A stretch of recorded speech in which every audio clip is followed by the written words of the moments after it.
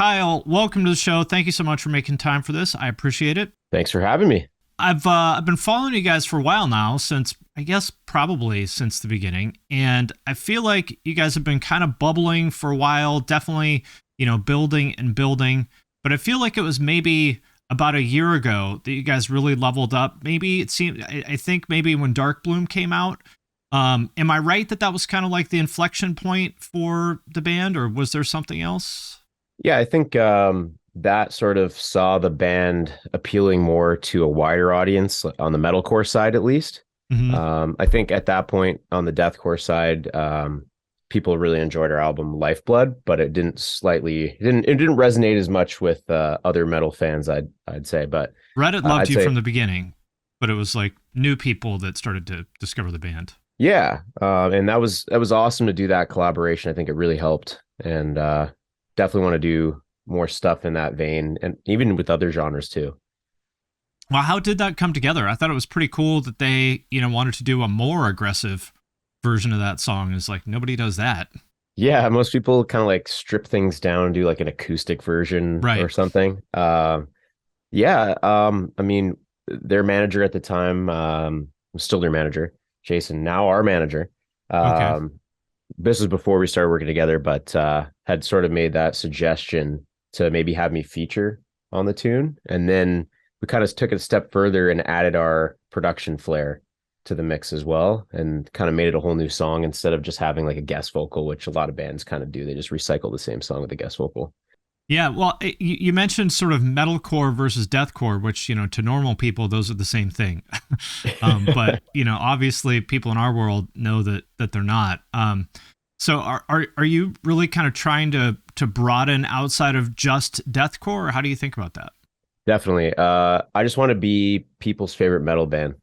I don't really care if it's on the deathcore side, metalcore side, or like big festival metal show goers, or even old school fans. That's a little tougher sell, I think, especially if you Yep. have breakdowns. But Yep. I think, I think ultimately I'd like to be the band that you're a kid in high school, you discover metal, you want something heavier, and then you find my band, and we're kind of like a gateway. I think I'd be happy with being that band. And that's an awesome place to be. That's where, the first generation of bands, Suicide Silence and Whitechapel and Carnifex and, all that stuff, that's what they were. And Yeah, everybody, loves them. definitely. And we look up to bands like that too. It's awesome. They're also paying attention to the newer deathcore and metalcore bands too. So Yeah, it's interesting. Like that's kind of a new thing that hasn't happened in the past. Like in the past, it's sort of like the older generation of bands either ignored or disliked the newer generation in pretty much every genre. And I feel like with deathcore, that's not really the case at all. I think you're right. I think there's definitely an embrace happening. Like guys like Chris Garza has his podcast. He's bringing all the new blood on, Yep. and they brought out all the new blood on tour, and had vocalists from all the bands on I think it was the Chaos and Carnage tour, do like a bunch of different Suicide Sound songs, which I thought was awesome. Yeah, I love him and I love his attitude. He's such a great guy. And it's good for Suicide Silence too, because I mean the last thing you want to be is like the dusty old head, telling all the kids that their favorite band sucks. It's like, fuck you, I like this. Yeah, that's not the way to go for sure. No. Another interesting thing you did, you just did that song with Harper, which for anybody who doesn't know is the girl that covered Spirit Box on America's Got Talent, kind of went a little bit viral, which I thought it was super cool that you did that. She's super talented. How did that happen? Um, well, their team often looks for songwriters, and my guitar player Leo, he handles all the production and mixing and songwriting for Brand of Sacrifice, and he was approached and asked to do a song. Originally, the first song that Harper did was done by Chris Wiseman of Shadow of Intent and Currents, and they wanted to go for something a little more aggressive, and that's kind of how it came about. And we added some of that, a little bit of Brand of Sacrifice flair with the production and a couple of the electronic elements, but that's pretty much how it came to be. And I think it might be perhaps an ongoing thing. We'll see. Okay. I mean, that's just super cool that, like talk about like the younger generation. What's she, like 12 or 13 now? Yeah, that's I think it's awesome, honestly. And it's really cool because it's in the mainstream, which is what we need more of. And really quick, before we go any further, have you checked out my Patreon? Patrons get early access to all my main channel videos and my podcasts. I also do giveaways sometimes. For example, I just gave away a pair of these Eargasm earplugs. And if you want me to review your music, there's a way to do that as well. All you gotta do is join at the $10 and up level. Then every month I do a call for submissions. If you want me to review something, all you gotta do is drop it in the comments of that post. Then I will review it live on Twitch and post it on Patreon for everyone to see. So if that sounds cool, hit the link in the description of this video, and I appreciate your support. I've always said that for our genre, it's tough to break into the pop culture. Yep. That's sort of the difference between this generation and maybe like the past scene emo kid days. Exactly. Where there is like characters in the scene that you wanted to be like. Yep. We need that again, and we need to spill into the mainstream a little more. And it's kind of happened with hip hop. I've heard you mention that in the past on other podcasts, but I think we need that more with really heavy music too. Yeah, absolutely. And you had like, I mean, Mitch Lucker, rest in peace. He was that, and I think it's like it's not a coincidence that was when deathcore blew up. You need people like that. You need these kind of like mainstream crossovers, because like how else, if you have to go on Reddit to find this stuff, not that many people are going to do that, No, it's easier to just, see something that catches your eye. I hear it on Spotify now these days. Yeah. And I think people really like that human connection, and they want to look up to somebody. That the sort of the rock star age is back, maybe in the pop and hip hop world, the way people act and dress and portray themselves. Yep. So I think we need to follow suit and sort of be characters that you'd want to select in a video game or something, Yeah, that's a great way to put it. I mean, look at nu metal. They all look like they were out of Mortal Kombat or something, Yeah. And if you're 12 years old, you're like, what the fuck is this? That looks awesome. They look like pro wrestlers or something. I think we need to end just wearing the regular band shirts on stage and the gym shorts. I think that's got to be retired for good. No more grungy warehouse videos. I mean, I get it, but it's frustrating to me because I feel like the culture now in metal is almost like, it's frowned upon to be different. And I don't understand that. I think people can say what they want to say. The proof is in the numbers, and the proof is in what's being talked about. Yep. And you can see people in an echo chamber like Reddit typing whatever they want to type, but at the end of the day, if the band has 2-3 million monthly listeners on Spotify and are selling out shows, that's really what matters at the end of the day. Yeah absolutely. Yeah, and I think, to your point earlier, I think people want a story also. I mean, that's such a huge part of rap is, their music is one thing, but like half the reason that you pay attention to a rapper is because of who they are and where they came from. You know what I mean? Definitely. I think it goes back to the human connection. Struggle is something that we can connect with. A lot of the story of hip hop is rags to riches. Yep. And I feel like in hardcore metal, it's more about a community than it is an individual sometimes. And I think we can sort of flip that narrative a little bit and have that connection somehow. I feel like you said, Mitch kind of had that with his presence and his the way he talked in interviews and acted, and he was charismatic.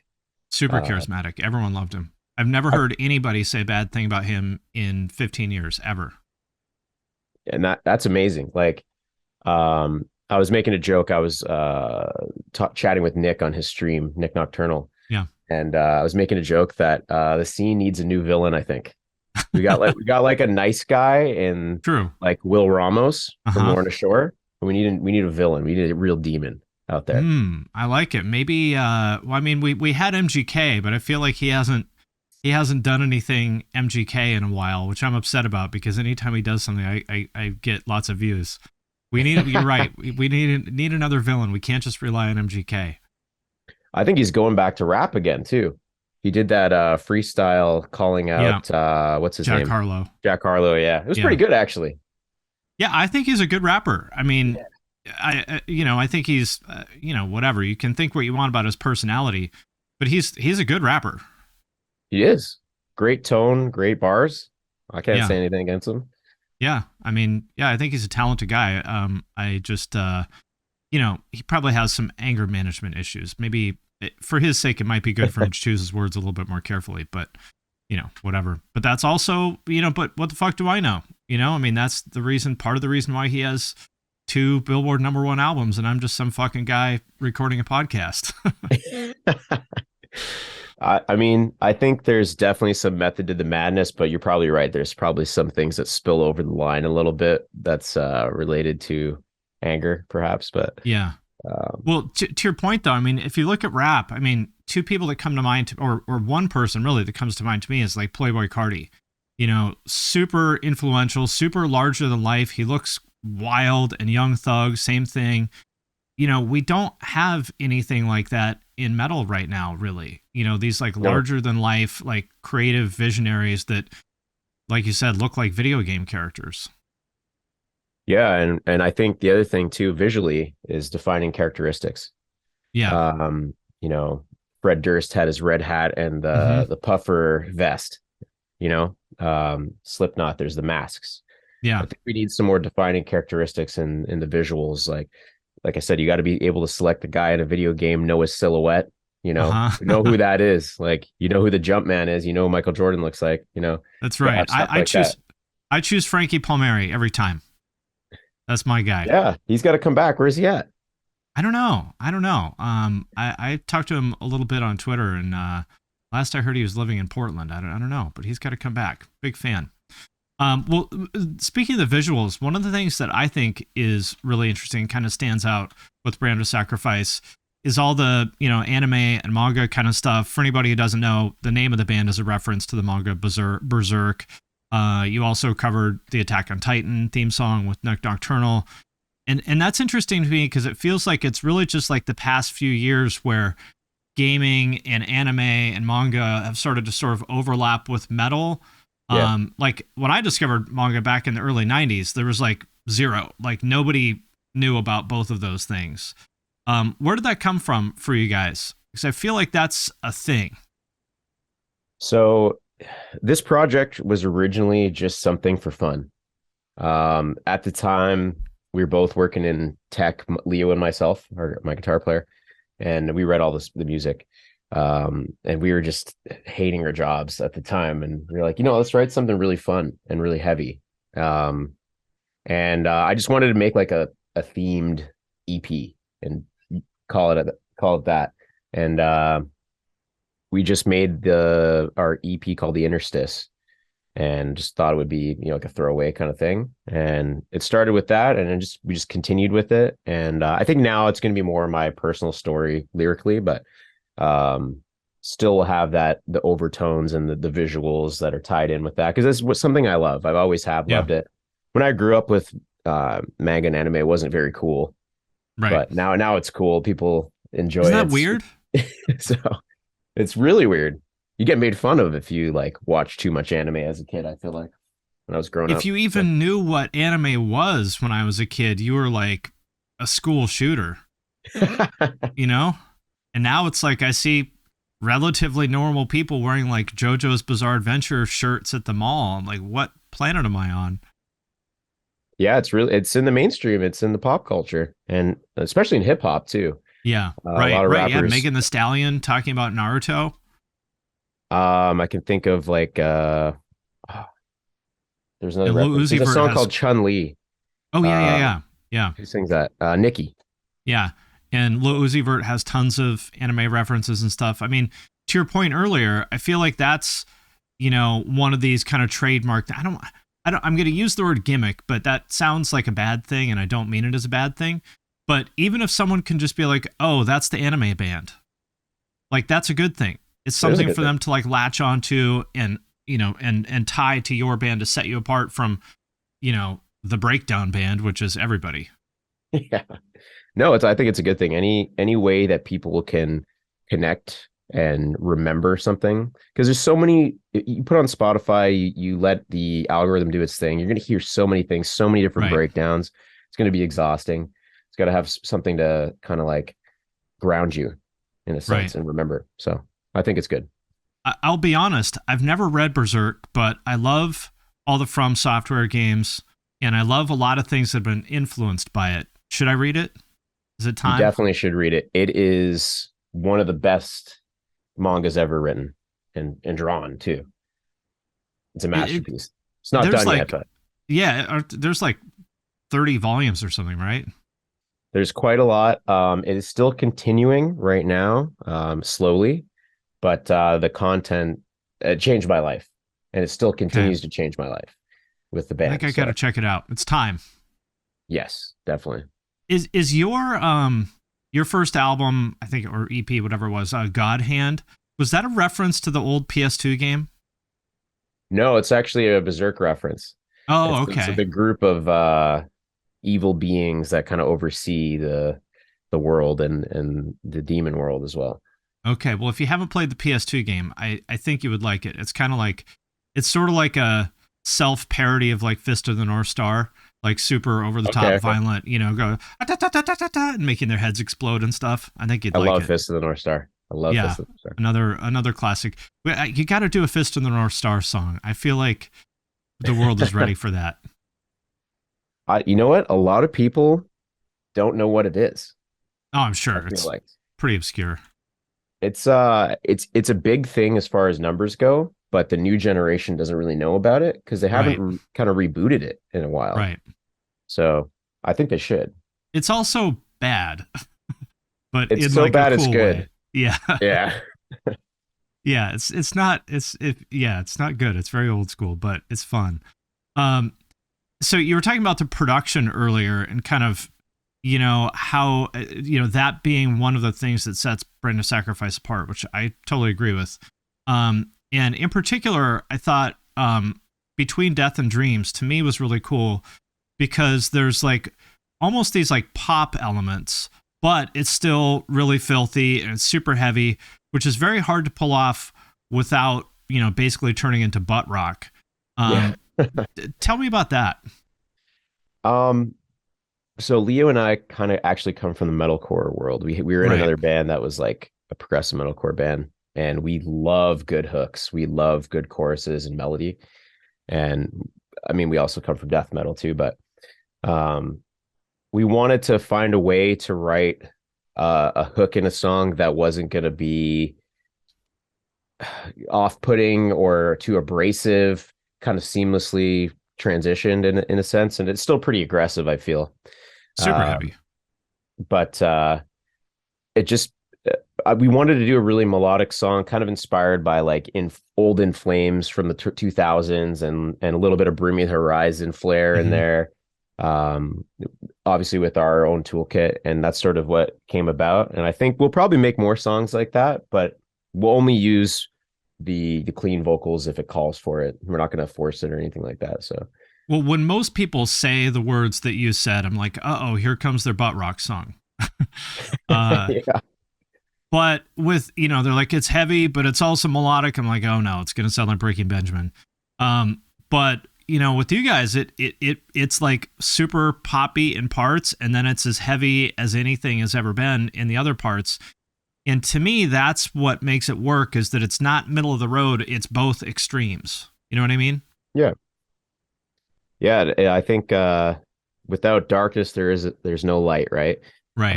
And I think the heavier parts end up sounding even heavier when you have a hook like that in the song. Right. So I think it's a really good dynamic to use. And I think, it shouldn't be shunned so much. Sorry about the cat. Shunned so much Never by apologize for the cat. Always welcome. She'll be in and out. Yeah. I think deathcore should be less scared of it because, in fact, it makes your breakdowns heavier, I feel. Mm-hmm. And it's just fun. It's you can only hear so many fret ones and chugs before you're just exhausted and bass drops, Right. Right. I think it's good to change it up, and not every song has to be like that, but some melody is good to have, in my opinion. Well, I feel like clean vocals and deathcore is almost this line that you're not allowed to cross. Like, oh, you can't do that. Oh, totally. We released another song called Exodus end of last year, and that was the first song that really showcased some more clean vocals, and it's still pretty aggressive too. But some of the people on Reddit were not having it. They were not excited about that. That has our heaviest breakdown we've ever written in the song too. Yeah. Well, my advice is whatever Reddit, not just in music, just anything in life in general, whatever Reddit suggests, do the exact opposite of that. Right. That's my advice. I think you're right about that. Your old band, it was really surprising. I remembered you guys being around, but I hadn't listened to it in a while, and I checked it out before this, and I was really surprised. Like, you almost sound like Kellen Quinn or something. It's like it very, very, very different, you know, from what you do in Brand of Sacrifice.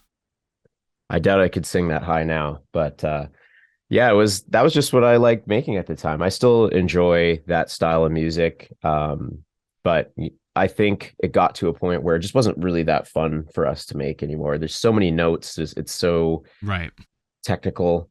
So I think it was a breath of fresh air to just write something silly and heavy with Brand of Sacrifice, and we have a lot of fun making this music. We basically say a song is no good unless you laugh at the breakdown.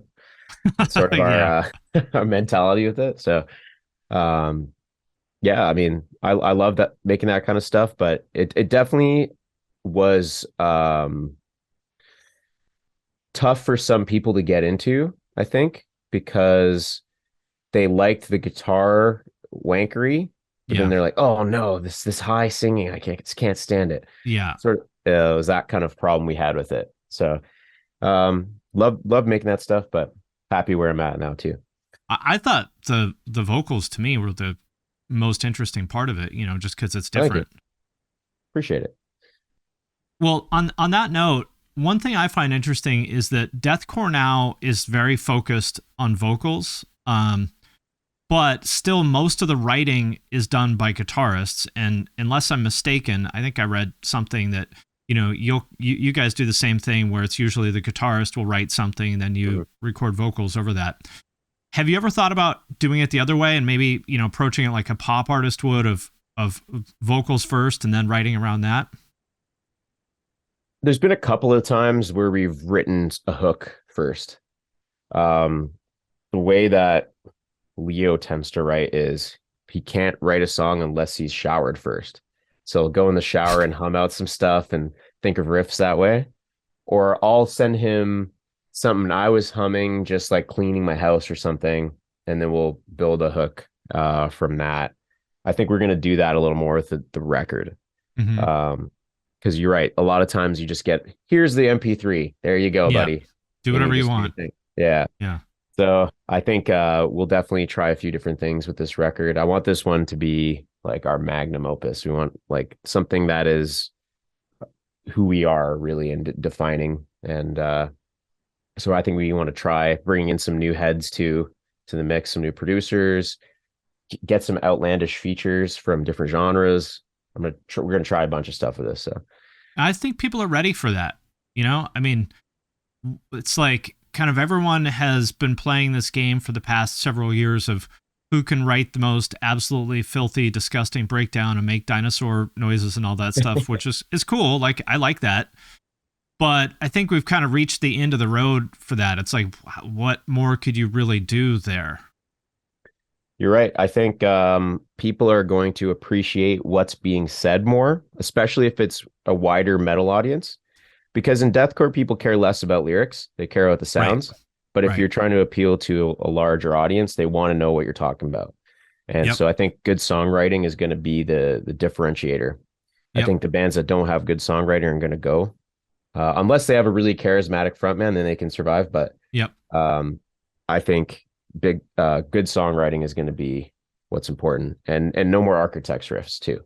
So it's got to go. You heard it first. Doomsday riff. It's banned. I just, you know what? I've said it before. I'm on the phone with Obama every day, and he told me a long time ago. He said, you know, I'm going to ban Doomsday riffs, and I'm going to ban ska, effective July 1st. You heard it here. I wonder what the band thinks of that. That people have been ripping them off for what, 7 years at this point. I asked him. I Yeah. said, if you had $1 for everybody that's ripped off the Doomsday Roof, how rich would you be? And he said, well, I'll tell you what, I would have paid my house off by now. I wouldn't have a mortgage. There you go. Yeah. Yeah. I mean, so I think people are ready for that. And, to your point about people caring about, what you're saying and why. I mean, I think Lorna Shore is a good example of that, like with The Pain Remains. They had actual emotional depth to that in a way that a lot of bands honestly don't, and people obviously responded to that. They totally did, and they also gave you the monster noises too. Yes. So you got the best of both worlds. So Yep. I think that's a good display of where things can go, and also having like a deathcore ballad song. Yeah. That's something that's awesome, and you don't see very often. We did obviously Between Death and Dreams is kind of something in that ballpark, I'd say, but with us, but I think you're going to see more of that kind of stuff moving forward. You might get a monster noise still here and there.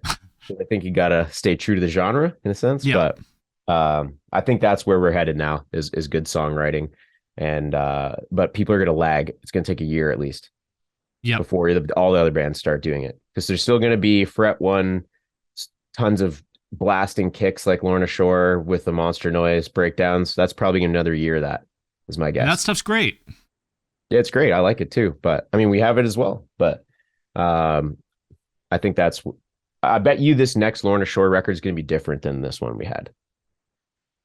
That's my guess. I would think so. I mean, what are they going to just do? Pain Remains again?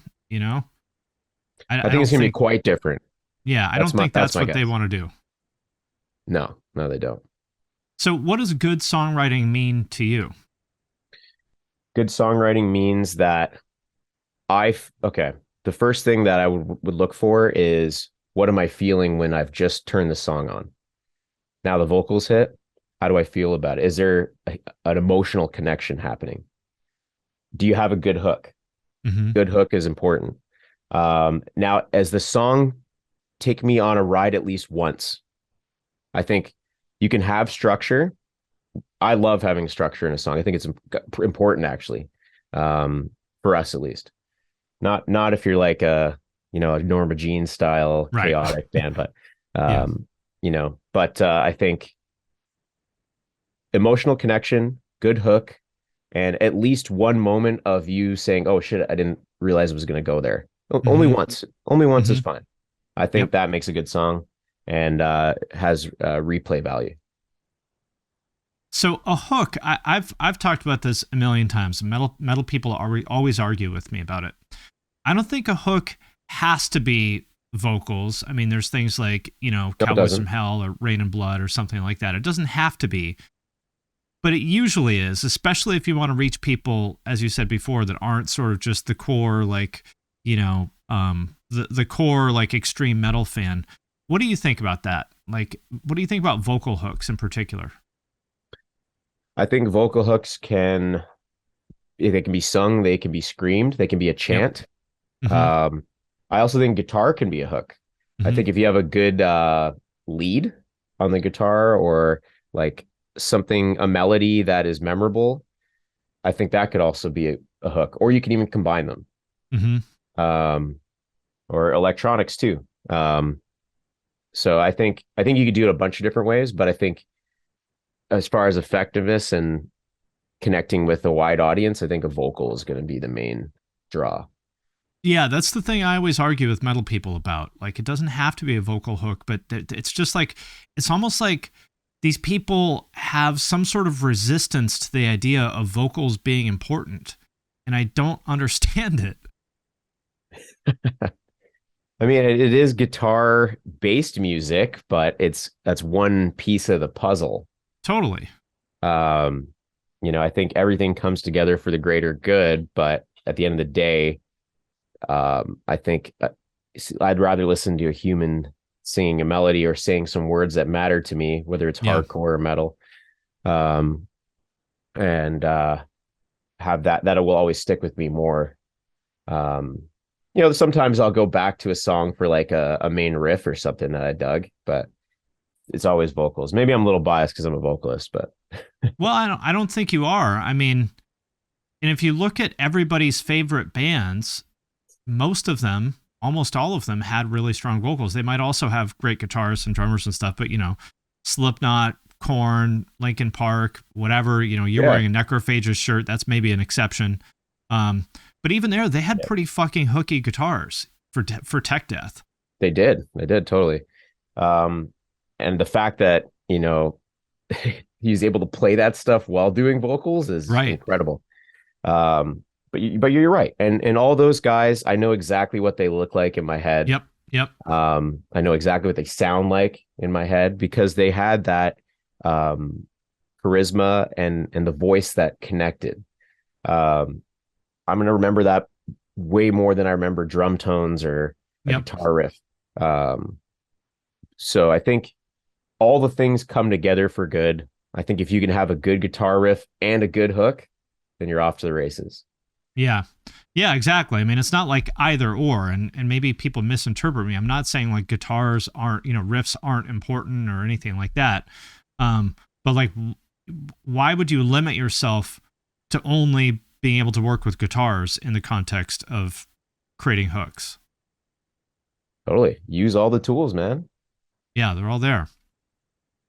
Um, I feel like, obviously, well, I guess maybe it's probably since COVID, I feel like is when deathcore as a genre sort of came to life again.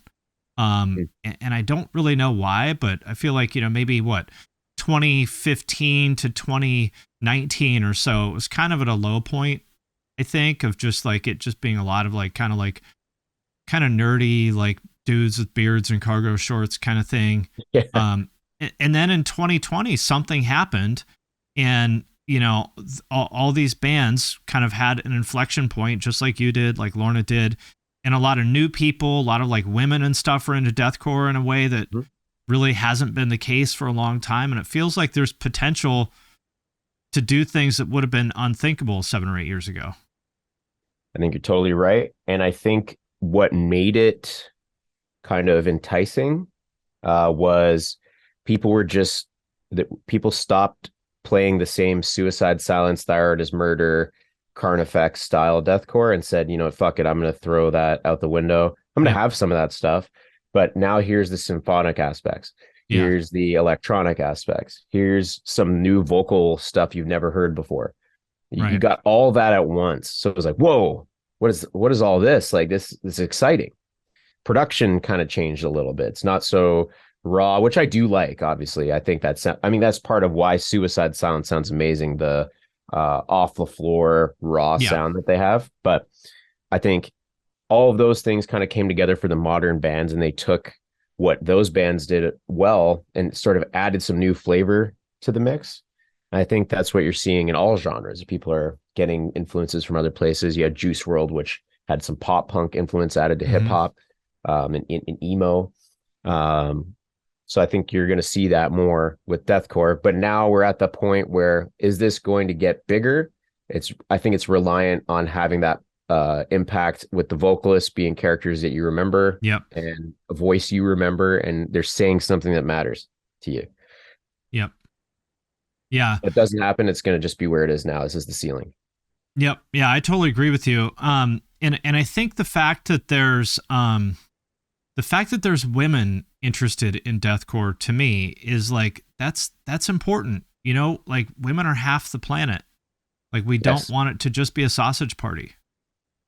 Definitely. I think it's important that you have people from the other thing that I'm seeing too is not just women, but like more people of color as well, which is, when I grew up going to shows, I was probably one of the 2-3 people at my local venue that was of color.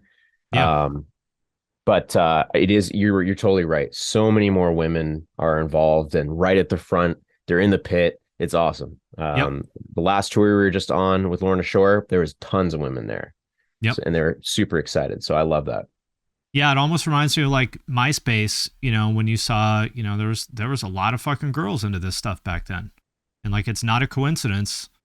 That's when it was at its peak. When they start leaving, that the genre is a problem. Exactly. And, deathcore, I think, I think all the core scenes have an advantage in that, and I would like to know what you think. In my opinion, I think the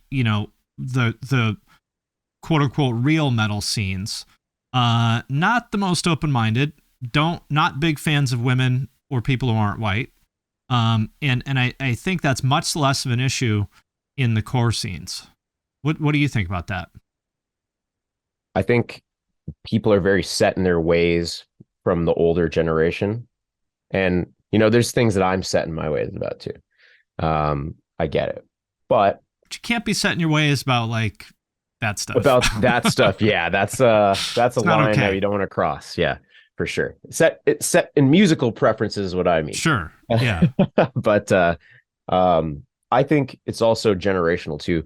A lot of people that are into core music, they're probably a millennial or they're going to be a Zoomer. Yep. And there's one thing I think is absolutely awesome is that the last few tours we've been playing, you getting kids, that kind of look like the meme format with the curly hair, where they get white Air Force Ones. Yeah. Yo, dog, this is my first metal show ever, man. Right. And I'm like, I love that. This guy looks like he doesn't belong at the show, but I don't care. I'm excited that he's there. And looks like a Travis Scott fan. Exactly. That's exactly who he is.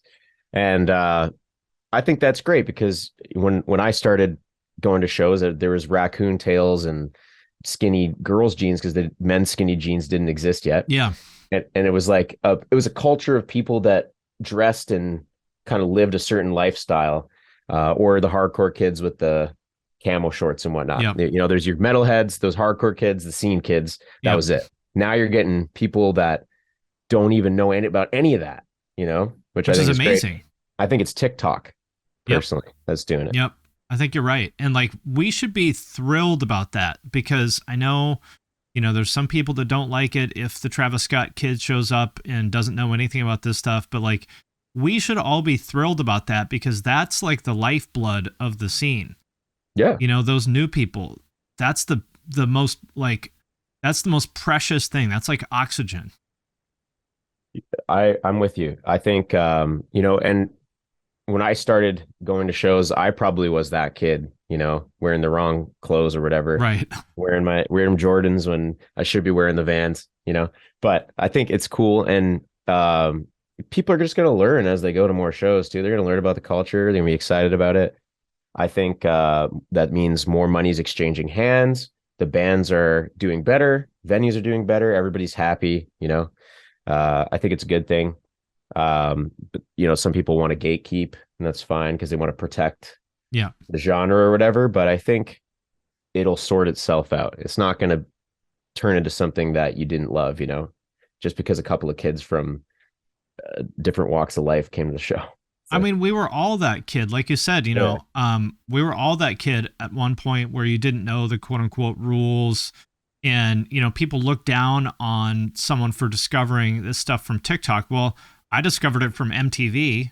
Like, how was that any different, Yeah, it's just that was the context at the time and the medium. So I think, people can say what they want. The app has the best algorithm out of any of the social medias. It's such a useful tool. Yep. If bands aren't using it, I don't know what world you're in right now, because you should be. You see bands that were relatively unknown a couple of years ago absolutely skyrocketing, like a Sleep Token or a Bad Omens, and being the biggest bands of the genre right now because of the medium. So I think it's amazing. I was playing Counter-Strike last night. Some kid was talking to me about Bad Omens, and he's like, doesn't know anything about core music. He's like, yeah, I'm going to this Bad Omens concert. Oh, like he didn't know who you were or anything? He didn't know who I was. And I'm like, I told him who I was. And he's like, wait a minute, I've seen your band on Spotify. Oh, nice. That's a good thing. And this kid's like totally unrelated to the scene at all. Like, he's like a 20-year-old Zoomer kid playing a video game, but he knows who Bad Omens is, and there's a reason for that.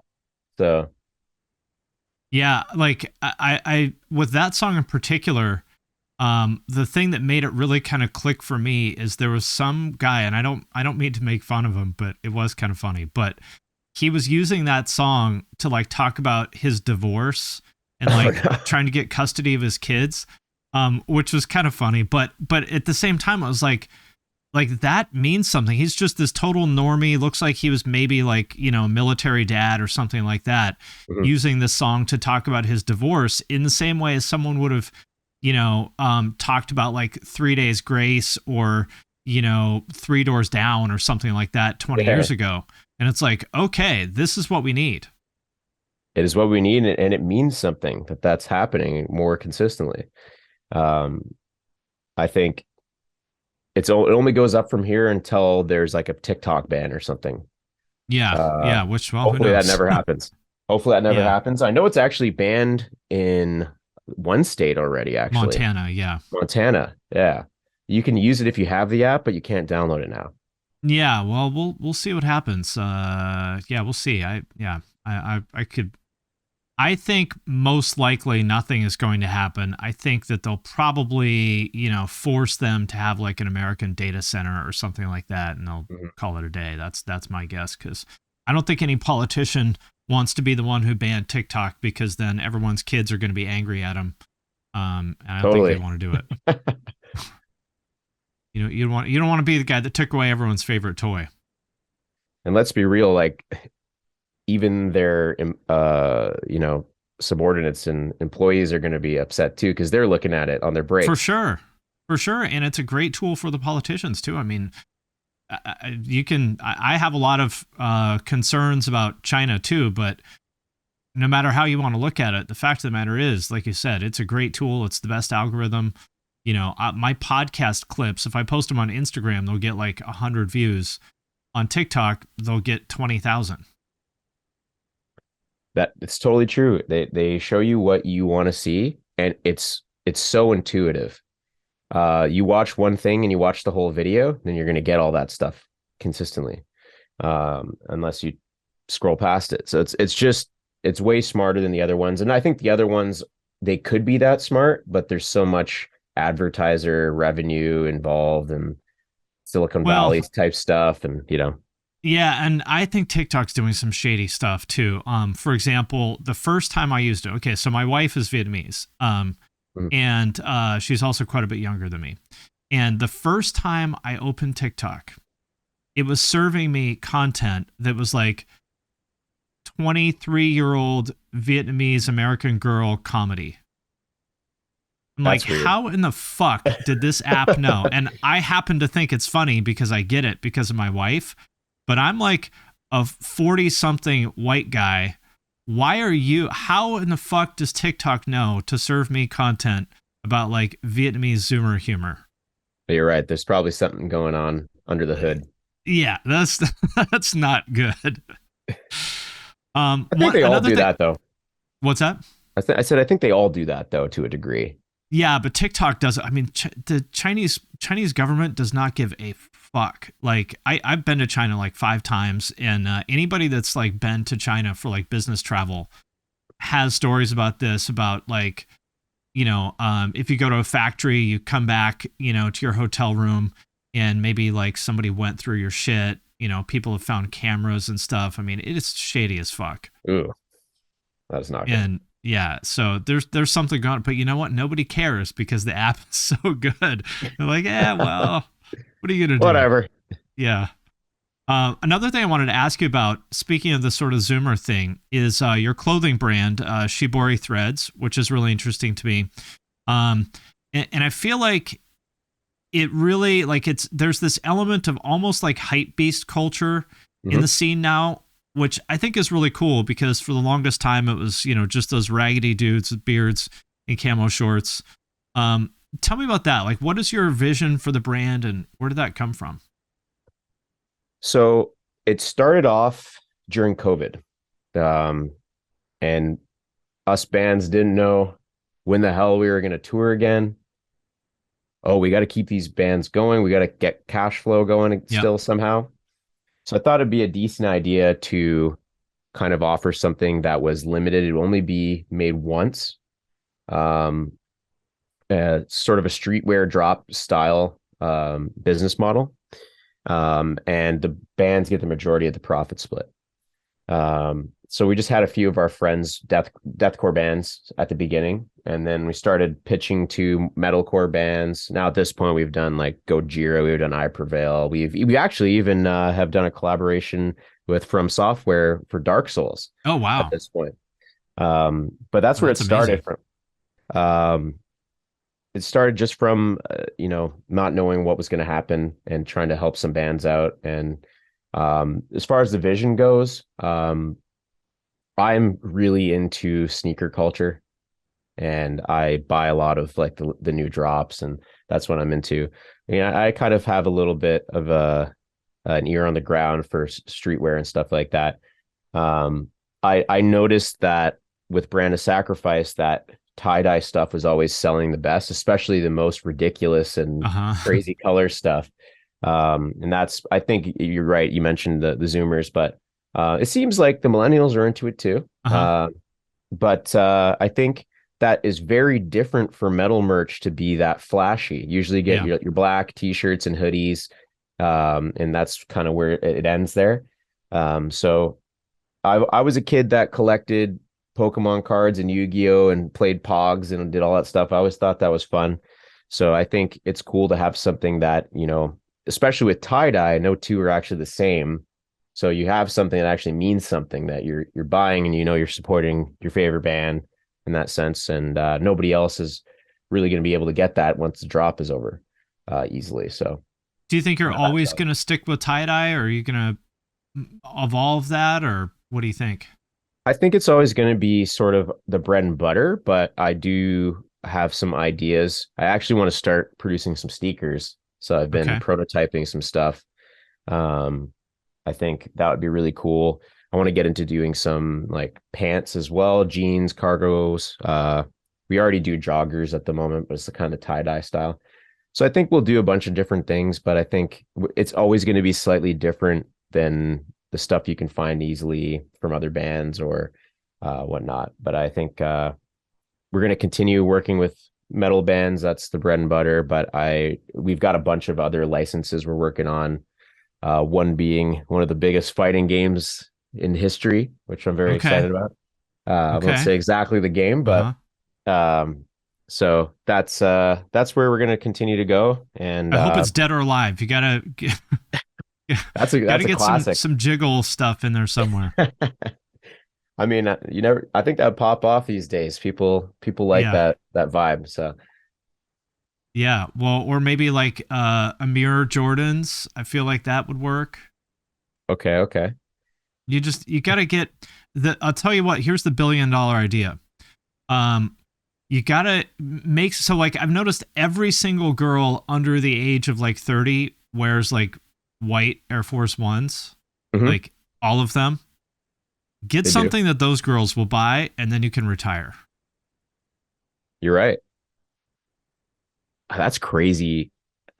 The Air Force One is the most purchased shoe in history. I believe it because they've been making them for what, 30 years? Yeah, The same specifically fucking the shoe? white low. Yeah. Yeah. So $100, it's tried and tested. Makes you a little bit taller if you're a guy because of the big sole. Why not? Was it Kylie Jenner that made those cool for girls? I don't know. I just started seeing them like absolutely everywhere, maybe in like 2017 or something. I actually have no idea who made them cool. But I mean, they were big when I was growing up in high school, but it was the mids with the strap Right, because right, they had that Nelly song, Air Force Ones, right. at the time.